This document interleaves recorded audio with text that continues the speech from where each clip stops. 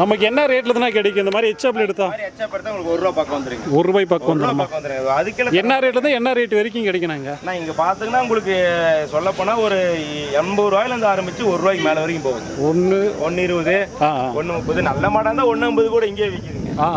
பாருங்கலாம் ₹1 பக்கம் வந்துருச்சுங்க. மாடு பாருங்க, மடி இதுலேருந்து இறங்குங்க. நல்லா ரோஸ் மடிங்க, ஒன்றும் தப்பு இல்லைங்க. நல்லா காம்சத்தில் மாடு எப்பயும் முதல் லாக்டேஷன் செகண்ட் லாக்டேஷன் தான். இது உங்களுக்கு வளர்ப்பு கண்டு வாங்கினா ₹60,000 வருங்க, ₹50,000 வருங்க. வளர்ப்பு கண்டு எடுத்தாவே வாங்கி போட்டால் என்னைக்கும் தப்பு வராதுங்க.